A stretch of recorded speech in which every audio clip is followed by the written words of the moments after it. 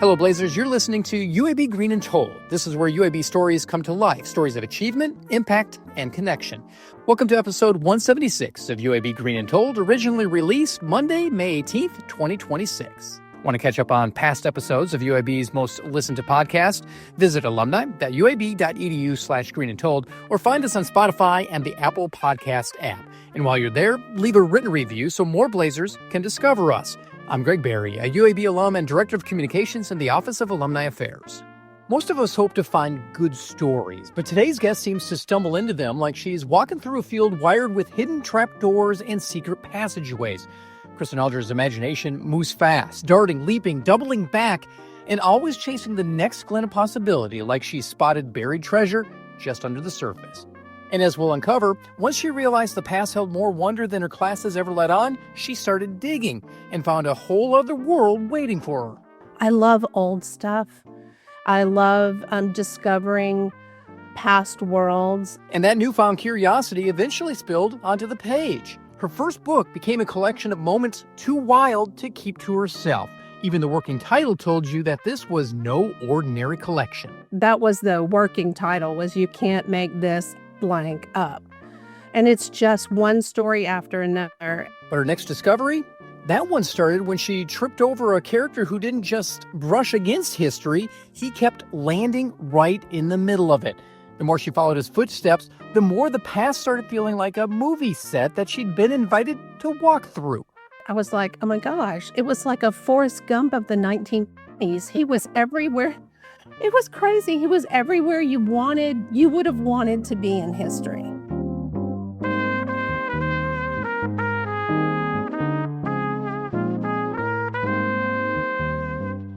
Sure, Kristen Alger was born in Detroit, but Alabama is the land that claimed her and shaped her. Her story threads together small-town roots, city-size imagination, and a life spent chasing what-ifs like clues on a map. She didn't fall for history in school, but somewhere along the way she became the author who digs through forgotten corners of the past like she's searching for lost relics. Her restless curiosity is the compass that guides her, the spark behind her books, her research, and the way she makes the past feel alive. I would say my biggest problem in life is that I have too many interests and a very squirrel brain, as my daughter would say. So I turn and go, oh, that is so exciting. If I had to do it over again, I'd do something totally different, and I would be an archaeologist. Was it always going to be UAB? No, actually, I was going to say, yeah, it was, but no, I had a little brother that's 16 years younger, so getting out of Birmingham was a great idea to me, but I applied only to UAB. I got in there and was happy staying at home. So from mechanical engineering to Spanish to med school to public health, that was just a crazy journey. The lines were definitely not linear during those days. They were not linear at all. It was very interesting. I think as I look back, my dad had always wanted to be an engineer. So I think he promoted that as a career choice. But, I wish I had really been a little bit more secure in what I wanted to do, because I allowed myself one archaeology class in undergrad and took it as an elective, and I absolutely loved it. What is it about archaeology that draws you?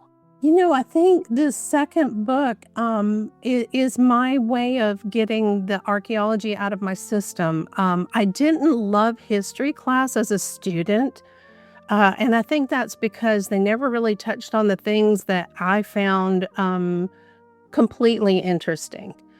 So I was locked into what they chose. Once I really started looking at history for myself and just let my brain wander and go from here and there, I love old stuff. I love discovering past worlds. It just fills me. The history of it and discovery, I think, is really what drew me the most.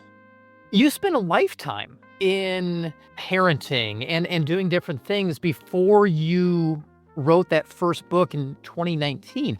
How did you keep yourself busy during that time? Well, I did go back to work once my kids got old enough to, for me to find myself at home alone. And I went back to school and I got my degree in teaching, and I taught math and science to middle school. That was probably the most fulfilling outside of parenthood. That was the most fulfilling job, paid job that I had in my lifetime. So at what point do you sit back and go, you know what, Kristen, I'm going to write a book. I'm going to write a book and call it So It Happened Like This. I just love the title. So It Happened Like This, a storyteller's look at the sweet tea side of life. So how did that come about? We were living in Navarre, Florida, not far from Pensacola, where we are now. And my husband was transferred up to Illinois. And up there, I had an opportunity to teach math and science. I just found in moving from the south to the north that Northerners, at least in that area, which is pretty much rural Alabama north, and they loved hearing stories.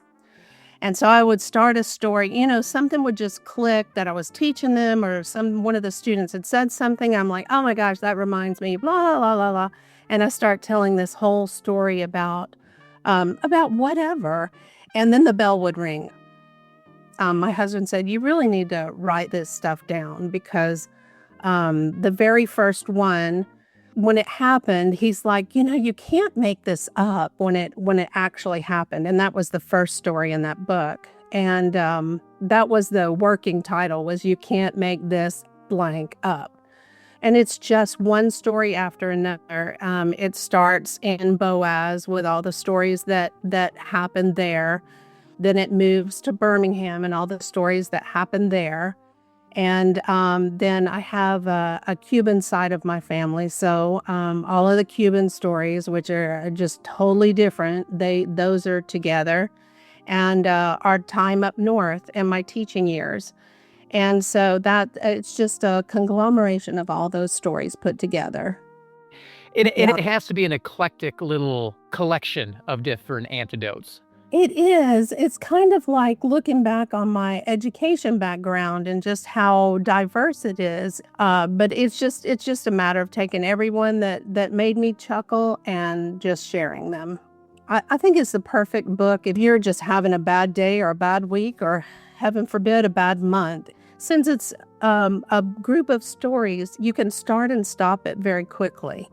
So, you'll read one story and it stands alone, and you'll read that story and you're 2, 3, 4 pages into it. And then if you want to sit it down, that's fine. You know right where you are when you pick up again. As fun as that book was to pull together, you shifted gears several years later and released a new book, totally different genre, last fall with the Letters of a Traveling Architect. Why the shift? The easy thing about So It Happened Like This was I know all those stories. They're straight out of my head. And then the second book also came to me, and it took it about 20 years to make me realize that it was another one that I had to write it down. And we're talking about, and I'm going to probably butcher his name, but Levi Alphonse Genesi. Jeunesse. So Jeunesse. How did you find this story about Levi Jeunesse? He's my husband's grandfather. I was in the basement of the home he built in the mid-30s. And there's a room in the basement that had a table, and across that table were all individual photographs. That just sounds like a mess. But what was interesting was they weren't any photographs that I had. They weren't the same type of photographs I had. And what I mean is they were printed on card, metal, or glass. So they were all from the earliest, I would say, is about 1870. And the latest, I would say, was probably, from the ones I saw that day, I would say maybe 1920, maybe. That table was huge and it was covered. And the photographer and me, my mom was a photographer, so I learned from her, cringed, because these are vintage, to say the least, and they're exposed to moisture in the basement. They were exposed to light from an outside window, one of those egress windows. And so I went to my husband's aunt and I said, "Aunt Annie, you have a lot of photographs in the basement." And she said, "Yeah, we were trying to write on the back of them who was who and names back with my dad." Well, her dad was Levi. And I told her, I said, "Well, I'm trying to find a nice way." And I said, "They really need to be cataloged. I know how to preserve them, but not living here, I couldn't, there's not enough time for me to do that for you." And I said, the only way I could do it is if I took them with me. And she goes, "Oh, that'd be fine." I was flabbergasted. I have a 5-drawer, those big, long filing cabinet. 3 drawers are filled with just those photographs that I picked up that day. And then another visit, I found a pack of letters that were just tied together with a string. That old string, remember, not maybe you didn't see it, but they used to write packages in brown paper and wrap them in string. So I took the stack to Aunt Annie and I said, "Aunt Annie, what are these? What are these?" And she goes, "Oh, those are Daddy's letters." And I said, "Well, some of them are foreign." She goes, "Yeah, he traveled through Europe back in the 20s. And I said, "Oh, well, what do they say?" And she goes, "Oh, I don't know. Those are Daddy's letters." Wow. Well, I couldn't believe it. I am so curious. I'm hopefully just shy of nosy. He had 5 children and none of them read these letters. I said, "Well, can I read them?" And she goes, "Oh, sure, if you want to." And that's what really started the book going. And then it started, I was like, oh my gosh, it was like a Forrest Gump of the 1920s. He was everywhere. It was crazy. He was everywhere you would have wanted to be in history. And based off of the Amazon write-up and a press release that I have, it says, I'm going to read this verbatim, he was one of the first to take an international flight, had dinner with a count and countess who fled the Russian Revolution. He had an audience with Pope Pius XI and saw Benito Mussolini just days later. Despite all this, he remained unknown until now. And I think when you say Forrest Gump-esque, he really did leave that kind of crazy life. He really did. And that just stuck with me. I just couldn't believe it. I became they call me the family historian, the keeper of all the family history. So one of the albums is his album from college at Notre Dame. He was in the class of 1924. And then another one is this full album of pictures, none of which he labeled.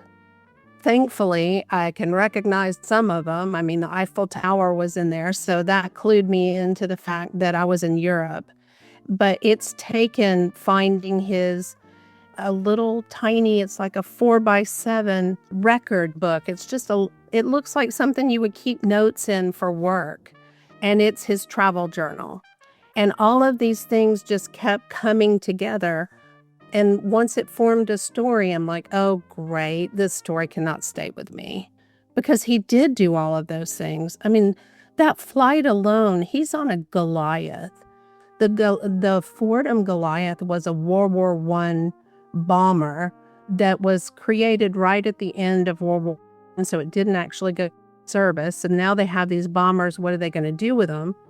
Okay, so they put wicker chairs in them and strapped them down to the wooden frame of this biplane and made it an international airplane and he took it from Belgium to Amsterdam and hated every minute of it. That is just crazy. And just looking at this is just a small snippet of his life. It's basically from February 1925 to May 1926, but he bounces from France to Morocco to Spain to Belgium, back to France, England, all of these different places. It's amazing that you were able to craft this over what is about a 1.5 year span.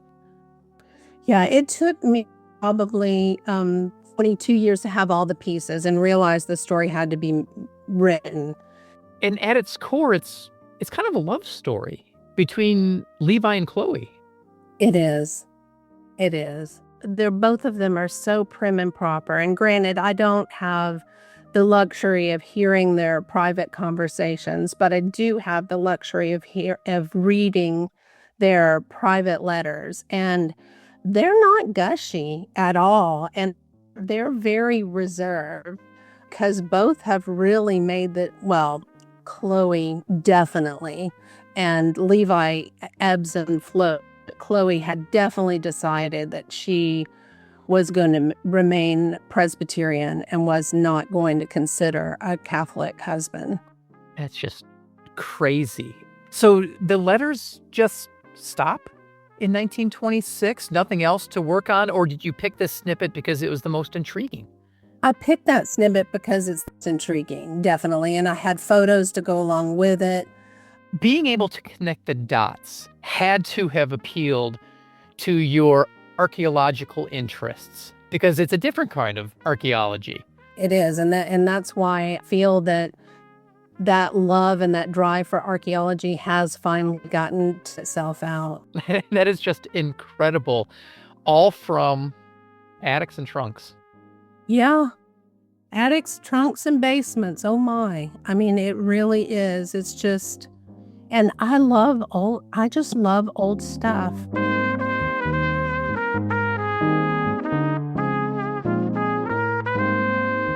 That's Kristen Alger, a two-time UAB alum. She graduated with a Spanish degree from the College of Arts and Sciences in 1990, then returned to earn her Master of Public Health from the School of Public Health in 1995. From rural roots to the unexpected journey into story hunting and history digging, she has a great idea of what it means to be a blazer. Well, outside of that dragon's mouth is the large blaze, fire. And I think for me to be a blazer, I wouldn't say that I'm a trailblazer, but I think that fire that you get inside from all of your experiences at UAB does set you on fire and puts you out into the world, and it gets you ready for what you can do with that flame. Thanks for tuning in to UAB Green and Told. You can catch up on all of our episodes at alumni.uab.edu/green and told on Spotify or the Apple Podcast app. Got an idea for a guest? We'd love to hear it. Email us at greenandtold@uab.edu and stay connected by following us on Facebook and Instagram. Thanks for listening, and as always, go Blazers.